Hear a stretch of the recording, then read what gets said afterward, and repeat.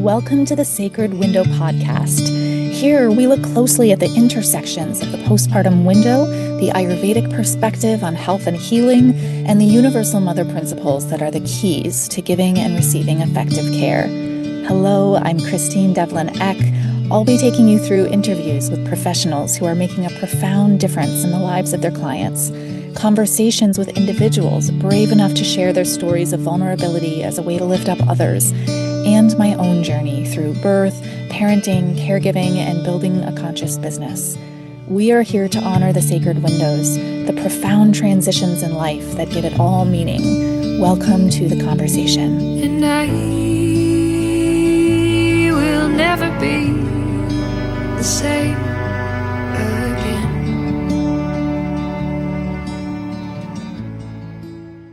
Hello, welcome to the Sacred Window podcast. Today we're talking about the medicine in our own kitchens and what herbs and spices actually do for the postpartum body, but not just postpartum, of course, through our body at each stage of life, and how we can use these spices and herbs to really create better processes for all of our tissue systems. So I want to start out by asking you something. When you open your spice cabinet, what do you reach for? Most of us grab whatever smells right, whatever the recipe calls for, whatever we were used to eating that our parents used.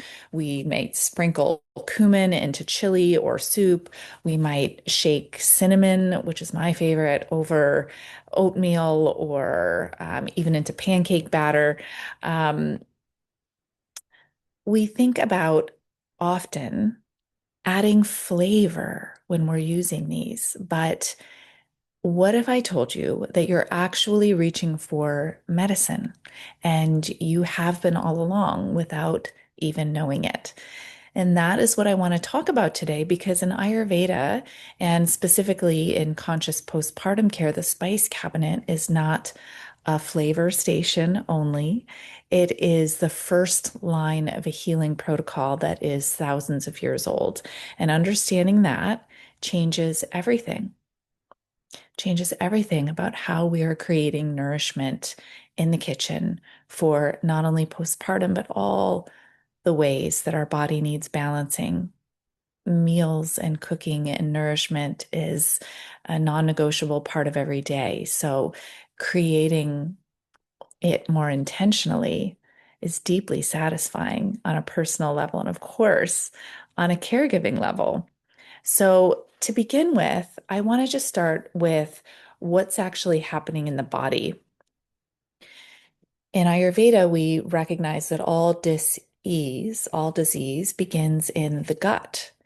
And so we have this opportunity to look at the gut almost like a little campfire.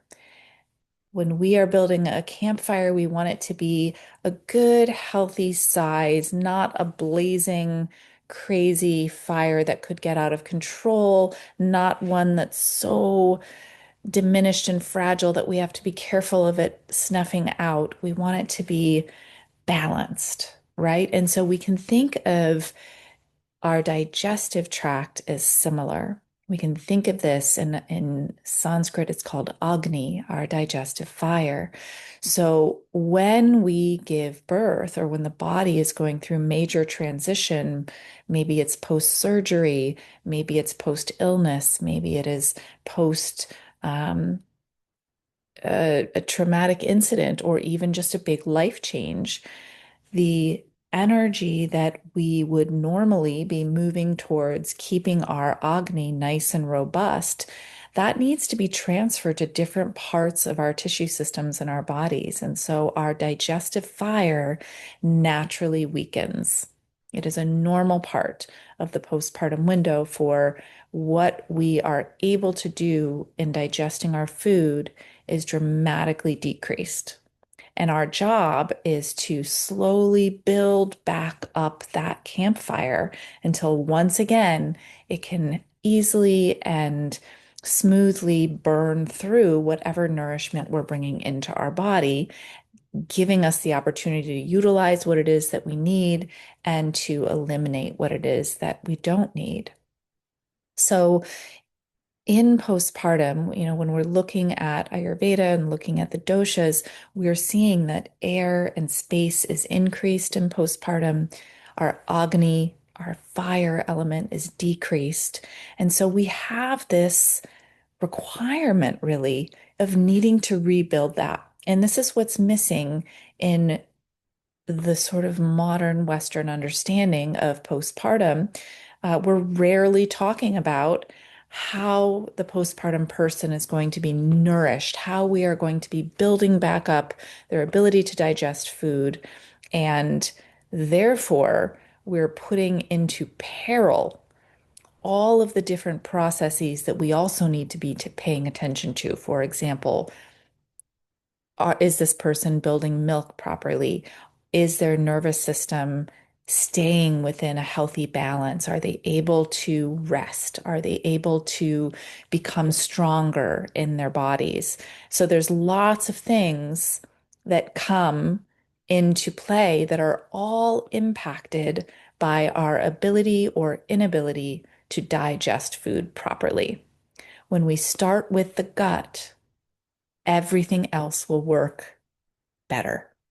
So this is really the place to start is we have to rebuild that Agni, and spices are how we do it.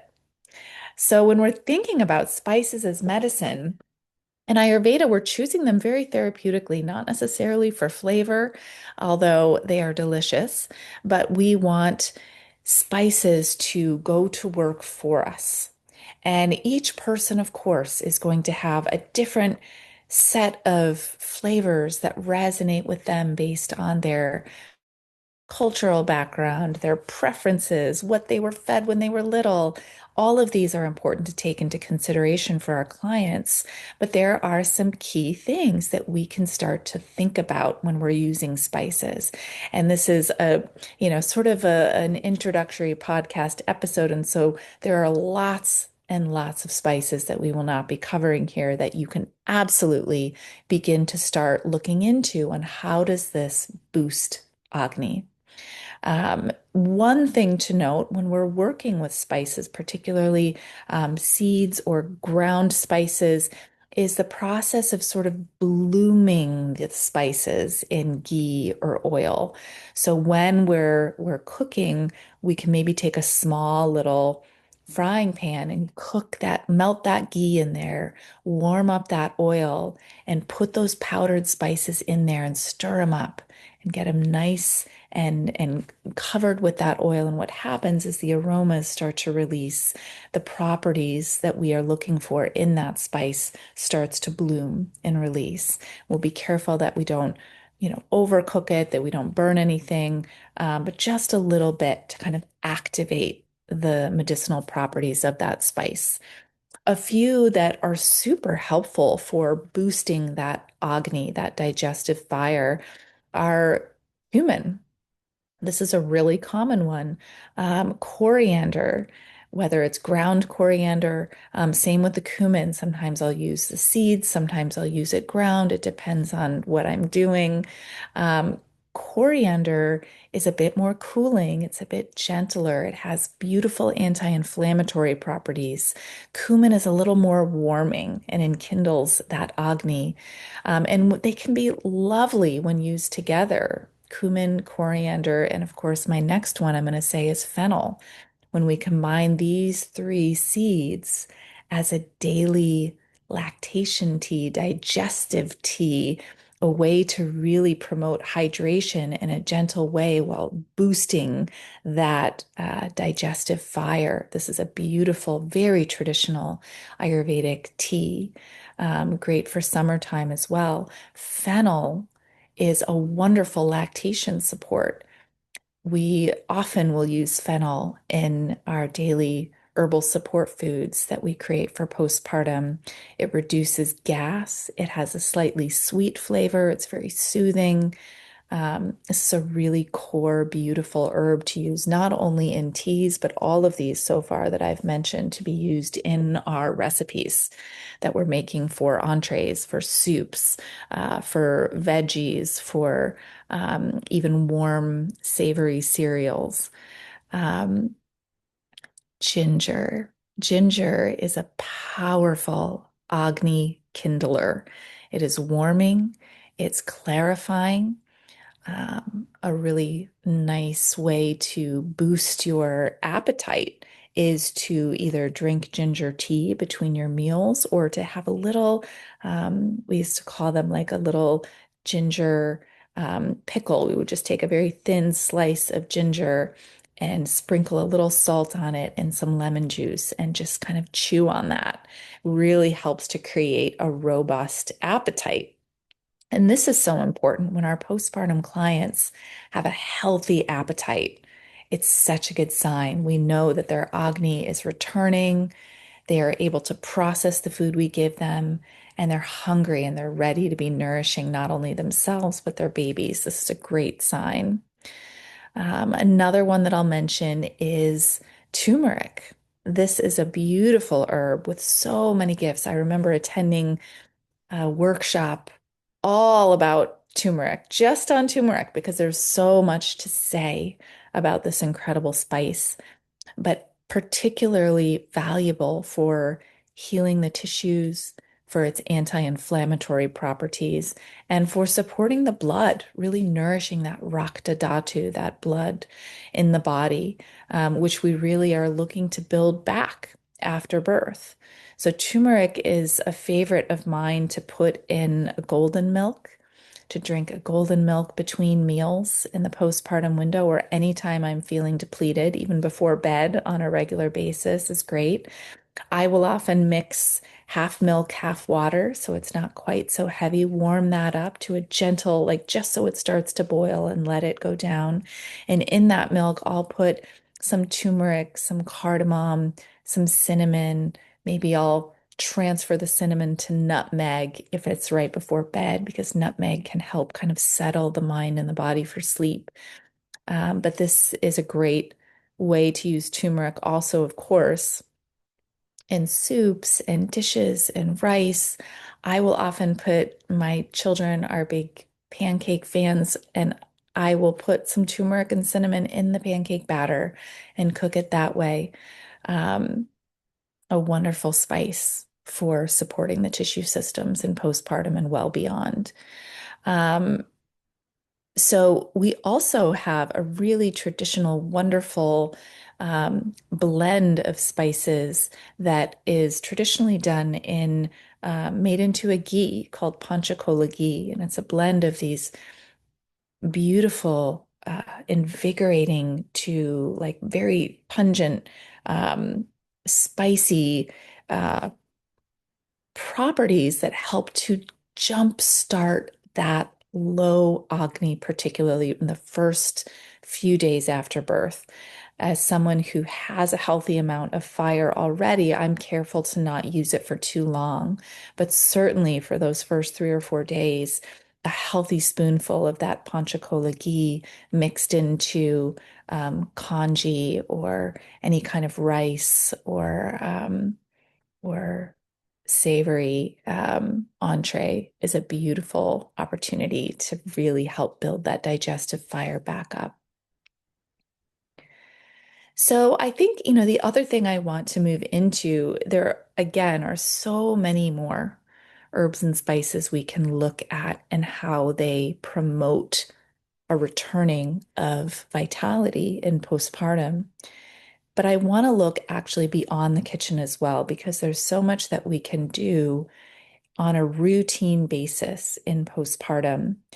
For me, when I think back to that first postpartum window I had, where I was implementing this type of protocol, I was limited in the amount of body work I was able to afford, hire to someone to come in.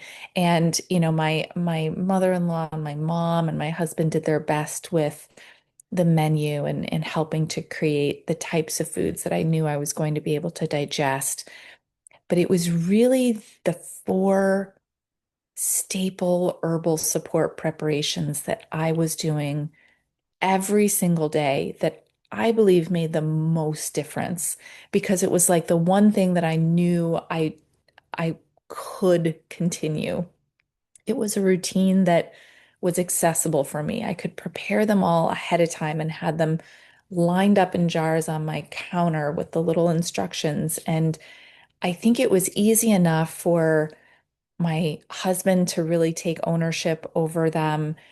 When my mom and mother-in-law were there, it was easy for them to read those instructions and they felt really good about bringing it to me. So it was the most consistent piece of postpartum care tools that I really latched on to. How are you sharing your gifts and passion for caregiving with others? In a world where education and awareness around the postpartum window is lacking or missing from our modern systems, we have a profound opportunity to shift that paradigm. You may be a few simple offerings away from making a truly impactful difference in the lives of mothers and families in your community. We are here to support your journey in the ways that work best for you. Schedule a conscious care strategy session to meet one on one with me, and let's identify the right next step for you to begin a path of conscious care for new families that fits your life and your needs. Visit www.sacredwindowstudies.com/strategy-session to schedule a time that works best for you. That's www.sacredwindowstudies.com/strategy-session. And so when you think about reducing vata dosha, this excess air and space element, routine itself is such a powerful medicine. And so the ability to find something that you know you can repeat every day, this is really, really impactful. So for me, it was these herbs that were beyond the meals. It was number one was my lactation tea. And for me, that was a fennel and fenugreek, super gentle. Isha Oaks, my teacher, called it that sweetwater lactation tea. And that was so easy. It was like literally just a little pinch of this combination of seeds into the bottom of a half-gallon ball jar, filling it with hot water, letting it sit for 20 to 30 minutes, and then trying to work my way through that throughout the day, just making sure that my cup was always full, my thermos was always full. And that was easy for my partner to do. And if he couldn't do it, I knew that I could handle that. Whenever I came down into the kitchen, I could easily do that. And every single day, the beauty of this gentle formula is that it is supporting our Agni through the use of the fennel and the fenugreek. It is supporting lactation through the use of the fennel and the fenugreek. It's mild enough that it's really promoting my hydration, which then impacts my digestion, my nervous system, my milk production, my um, just overall strength. So there were so many benefits to this one simple lactation tea. The next one that I did was a decoction made of dashmul. Dashmul is a combination of 10 roots, and I would have a little bit of it in the morning and a little bit of it at night. And it was a combination that for me really helped to reduce the amount of sort of almost like pitta flare-ups that I was sort of purging. I remember in my first postpartum window, I would wake up with sweats in the middle of the night. I could feel the imbalances in my body, but I didn't know how to correct them. And I noticed, and I do believe firmly that it was this decoction that I took every day that helped to balance out that vata dosha, keeping the pitta dosha under within a healthy balance for me. Um, and again, it was something that I could do every day that was so easy. And I'll also say that there are a number of different herbs and spices from around the world that might be more in line with what our bodies are used to.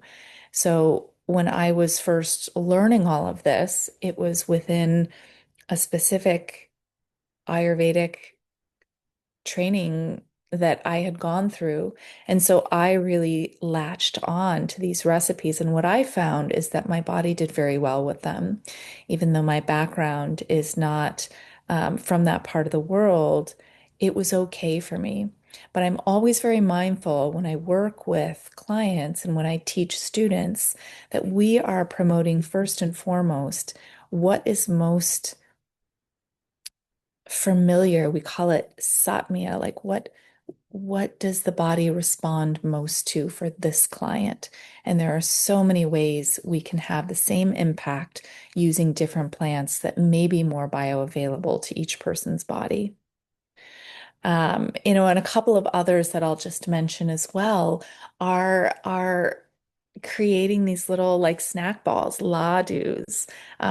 We have lots of different herbs and spices that we can add into these little snacks that are so easily prepared and shared with our clients. And so it was, every day, starting about week 2 or 3, I would take 2 of these snack balls per day, and it was packed with all kinds of herbs and spices to support my digestion, my energy levels, my milk supply, ensuring that I was nourished.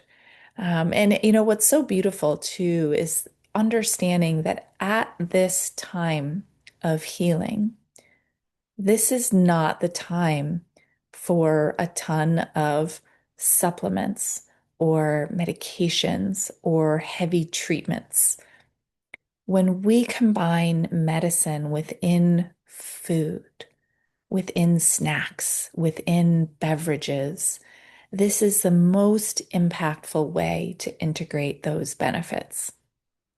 So I love that about thinking how each meal I prepare for a client or for my family or for myself can serve me best in that moment. Um, So, I think, another thing I'll say is along those lines is really thinking about the energetics of foods and herbs, the prana. We recognize that all living things, including plants, have this prana just as we do, this life force. So when we are able to really ingest that food, that herb, that plant, in the closest way it was to its natural living state, the higher the vibration of that life force will be.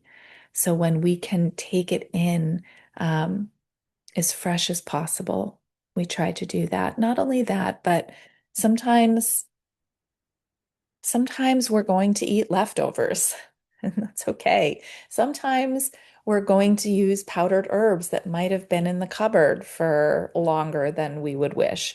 Sometimes the freshest possible is not available.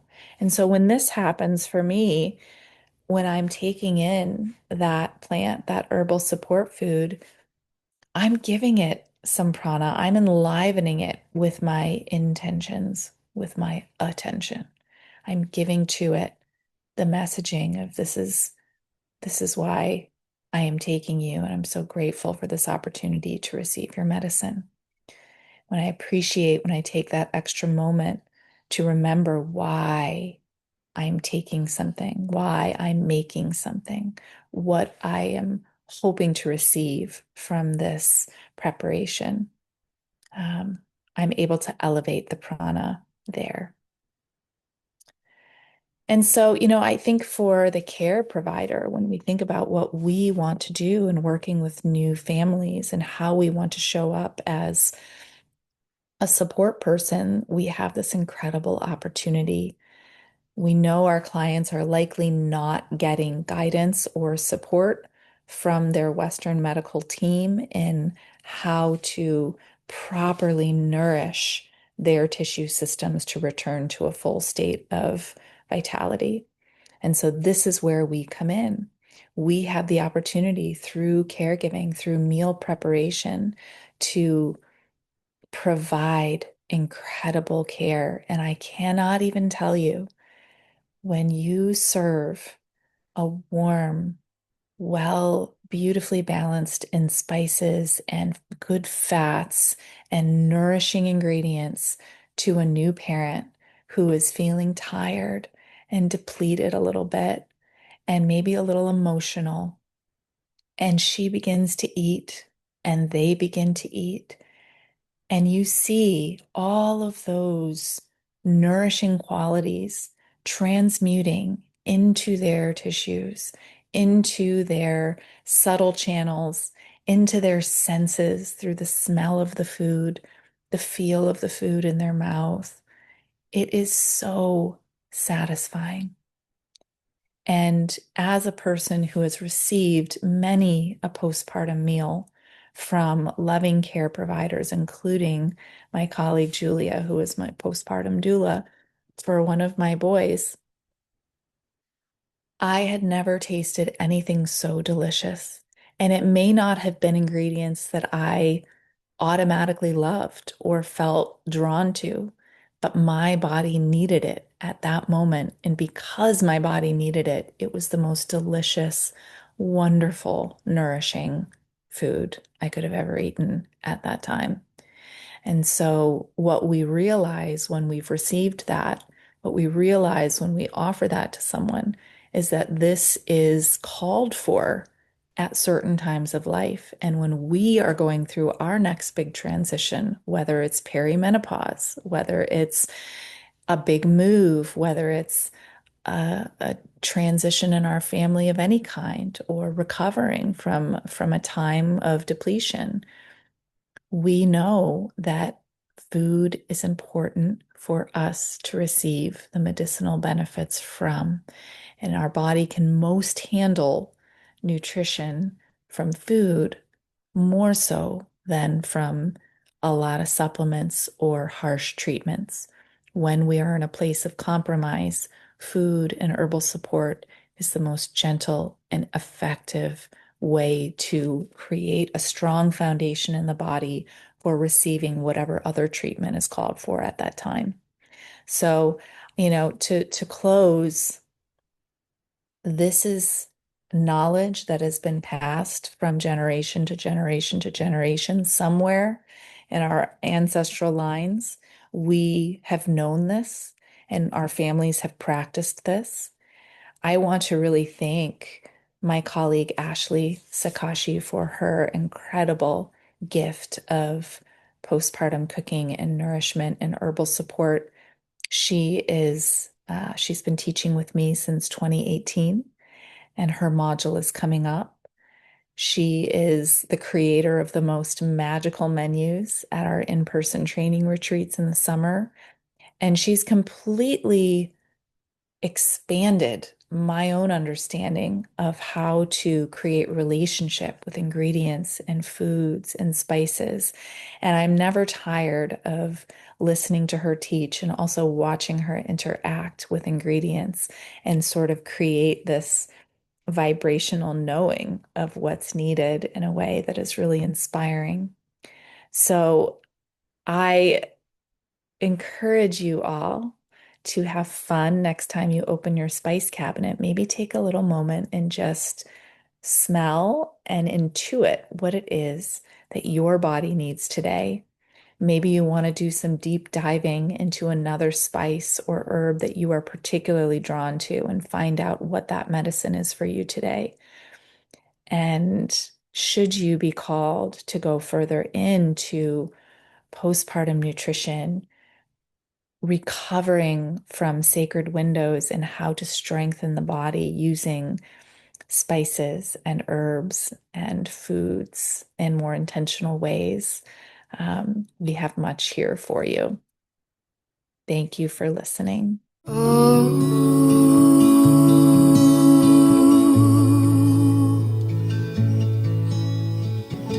Shanti, Shanti.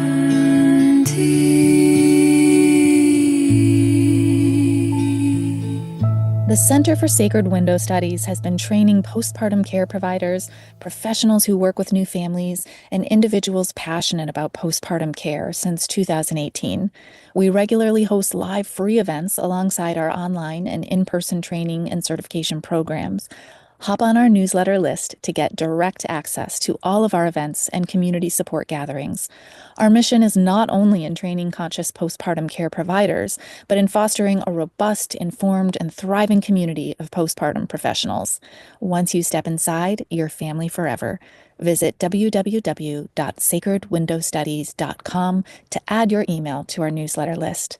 You can support our work by subscribing to the Sacred Window podcast and sharing with someone you know who would love it. Thanks for being here and participating in the culture-wide shift that recognizes the need for and the importance of conscious postpartum care.